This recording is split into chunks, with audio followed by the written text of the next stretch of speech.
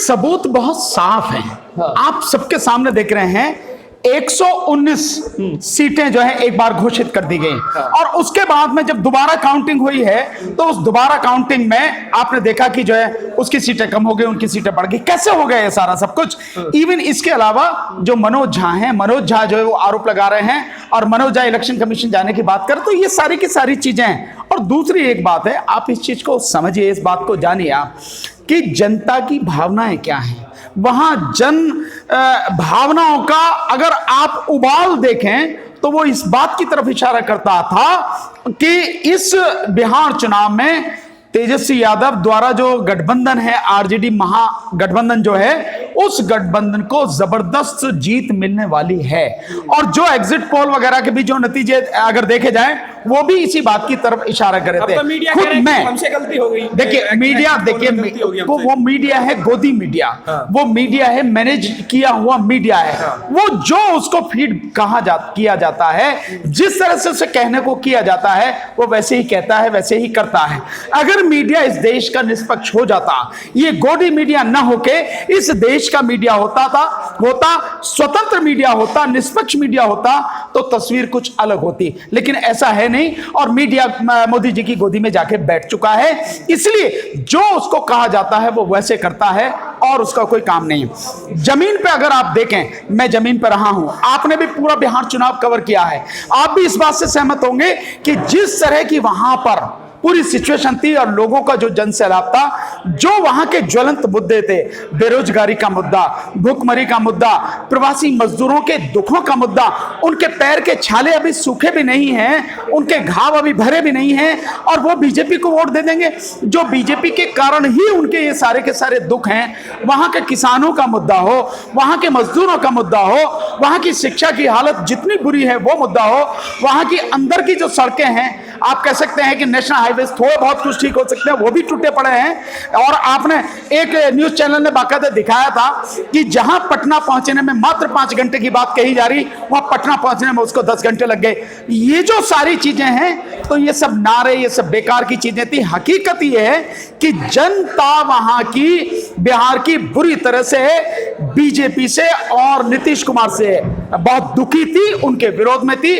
और जो आरजेडी का गठबंधन था, महागठबंधन, उसके साथ में थी, तेजस्वी यादव के साथ में थी, और वो किराए की भीड़ नहीं थी। किस तरह की और कितनी गड़बड़ी आपको लग रही है? देखिए बहुत सीधी सी गड़बड़ी है। सत्ता अगर उनकी बनी है, बीजेपी की अगर बनी है, तो ईवीएम के बिना नहीं बन सकती। मेरा एक बहुत सीधा सा सवाल है, अगर बीजेपी इतनी ही कॉन्फिडेंट है और लोग कह रहे हैं या गोदी मीडिया कह रहा है कि वाकई में बीजेपी जीत की स्थिति में है, और बीजेपी के जो राष्ट्रीय जो मुद्दे हैं, जो प्रधानमंत्री ने उठाए, वो उन्होंने काम किया है, चाहे वो आपका जो मुद्दा पुलवामा वाला भी जो मुद्दा पहले फेज के बाद में दोबारा उठा के लेके आए हैं, चाहे वो राम मंदिर का मुद्दा हो, चाहे विकास का मुद्दा हो, ये कोई भी मुद्दा वहां पे किसी काम का नहीं है। लोगों ने कहा हमें मंदिर नहीं, हमें रोजगार चाहिए, और रोजगार की बात तेजस्वी यादव ने की, और तेजस्वी यादव ने सीधे कहा कि 10 लाख रोजगार देंगे, और लगभग 4.5 लाख जो सरकारी नौकरियां खाली पड़ी हैं उनको देंगे, बाकी जो है हम उनका इंतजाम करेंगे, 10 लाख हम रोजगार देंगे।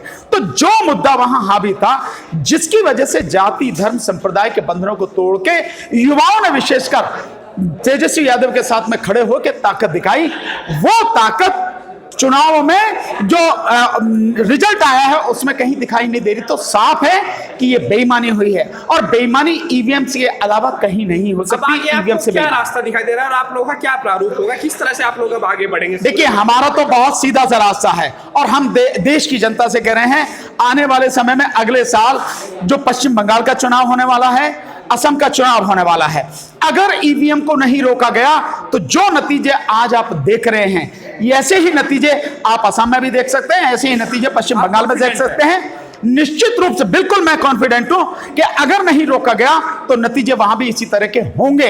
इसलिए मेरा कहना है, न केवल बांग्लादेश, न केवल पश्चिम बंगाल की जनता से, न केवल असम की जनता से, पूरे देश की जनता से हमारे साथ में आइए, कदम से कदम मिलाकर हमारे साथ में खड़े होइए, इस ईवीएम के आंदोलन को हमारे साथ मिलकर लड़िए, जन आंदोलन करिए, सड़क पर आइए।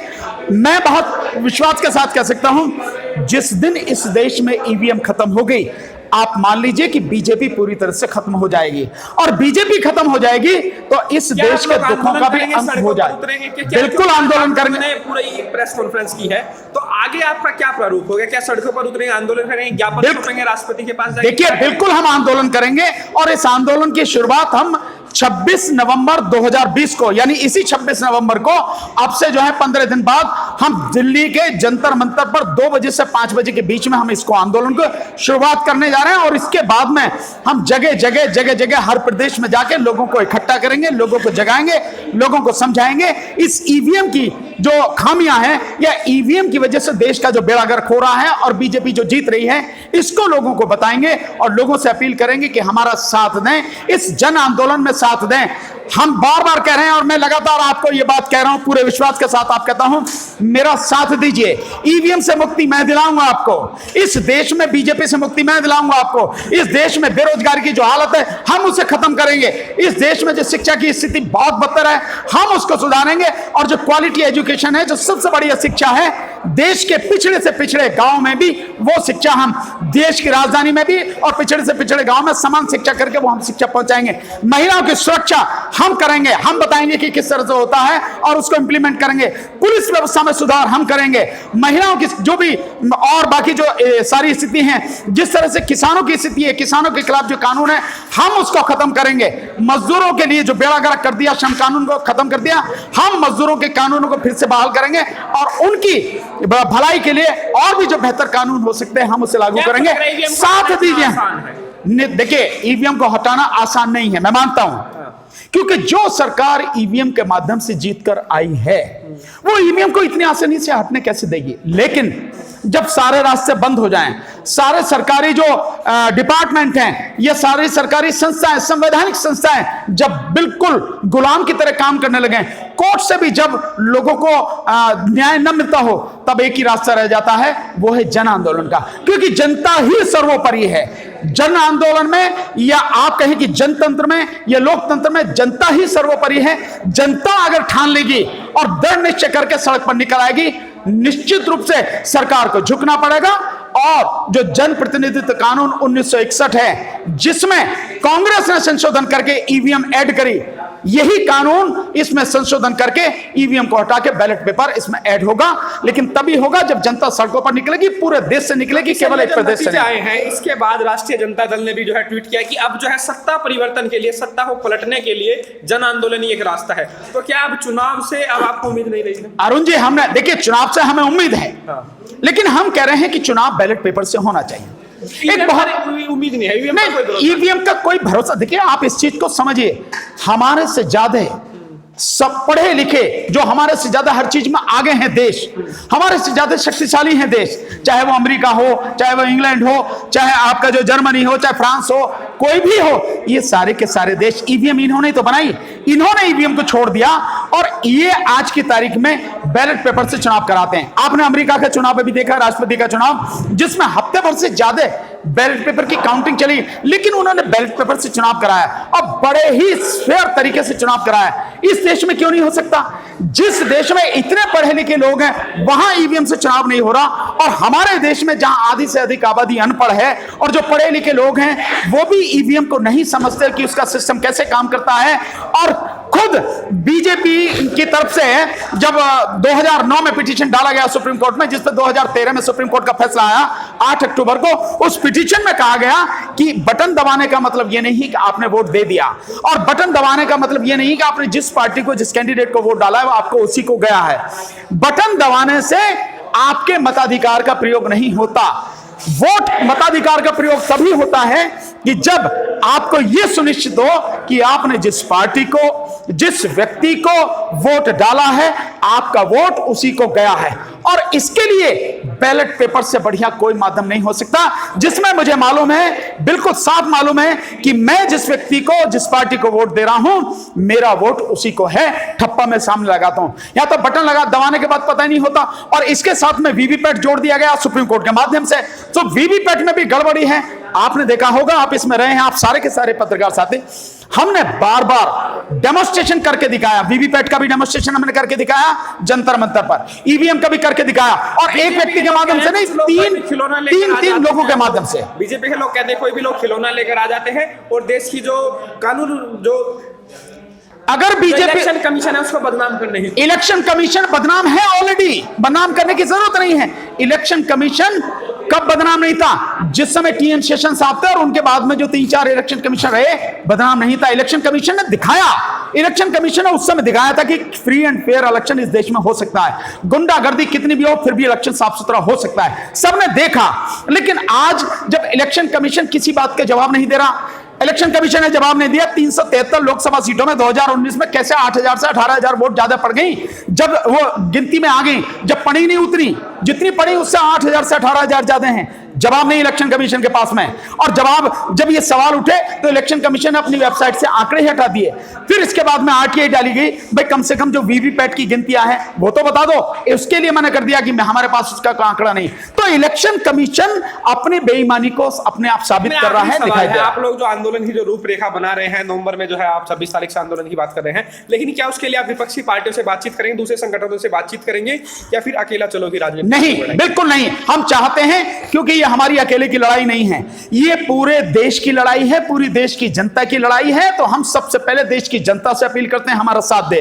इसके बाद जितने भी सामाजिक संगठन हैं, सामाजिक जागरूक कार्यकर्ता हैं, उन सब से अपील करते हैं, ये हमारी नहीं, आप सब आइए, आप सबका स्वागत है, दिल से सम्मान है, ये सब मिलकर इस लड़ाई को लड़ेंगे। और इसके साथ साथ जितनी भी पॉलिटिकल पार्टियां हैं, कोई भी हो, किसी एक का नाम लेने की जरूरत नहीं है, कोई भी पार्टी हो, उन सबसे अपील है, चाहे वो कांग्रेस हो, चाहे वो जो समाजवादी पार्टी हो, चाहे राष्ट्रीय जनता दल हो, चाहे जो है आपके और कितनी भी पार्टियां हैं, चाहे वो बीएसपी हो, चाहे जो और भी जितनी भी पार्टियां हैं, हम सबसे अपील करते हैं, सब आइए, सब इस आंदोलन में भाग लीजिए और इस आंदोलन को मजबूत बना के ईवीएम को हटाइए। अगर ईवीएम नहीं हटेगी तो बीजेपी नहीं हटेगी, बीजेपी नहीं हटेगी तो देश की बर्बादी लगातार चलती रहेगी और बद से बदतर देश हो जाएगा। सर, एक सवाल ये भी लोग पूछ रहे हैं कि अगर बीजेपी ईवीएम में गड़बड़ी करती तो इतना संघर्ष करके क्यों जीत पाते? वो तो सुबह कहां संघर्ष, 2 बजे तक जीत जाती। नहीं, ऐसा देखिए, 125 सीटें मिली है, ऐसा कुछ नहीं है की लड़ाई रही। सत्ता किसकी बने? 125 में जो है सत्ता किसकी बन रही है?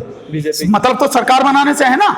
आप देख रहे हैं वहां पे कांग्रेस ने कितने लोगों को रिजाइन करवाया, कितने लोग त्याग पत्र देके मध्य प्रदेश में, और बीजेपी में आ गए और बीजेपी से लड़े, कितने? वही 1-2 सीटों का ही तो अंतर है। इसके अलावा आप वहां देख लीजिए कि जो कर्नाटक में उन्होंने किया, वहां 18 लोगों से इस्तीफा दिलवाया, तो वही 1-2 का अंतर, 1-2 का अंतर, इससे फर्क नहीं पड़ता। पर इस बात से है कि 1 सीट ज्यादा हो या 2 सीट ज्यादा हो, सत्ता तो आखिर बीजेपी की है ना। तो सत्ता से मतलब है और इस बात का कोई लेना देना नहीं है। और मैं ये मानता हूं कि बहुत ही श्रूड तरीके से, बहुत चालाकी तरीके से ये सारी चीजें एडजस्ट की जाती हैं ताकि जनता में ईवीएम के खिलाफ उबाल न हो। नीतीश कुमार मुख्यमंत्री बनेंगे? नहीं, कोई भी बने, मैं नहीं जानता कि कौन बनेगा कौन नहीं, वो अपनी जाने। नीतीश कुमार बनेंगे या किसी और को बनाएंगे ये उनका मसला है, पर मैं ये मानता हूं कि जो भी बनेगा वो बना है ईवीएम में घोटाला करके, बेईमानी करके। ईवीएम के जिस दिन खत्म हो जाए, बैलेट पेपर से चुनाव करा लीजिए, ये सारा मामला साफ हो जाएगा और पता लग जाएगा कि जनता किसके साथ में है।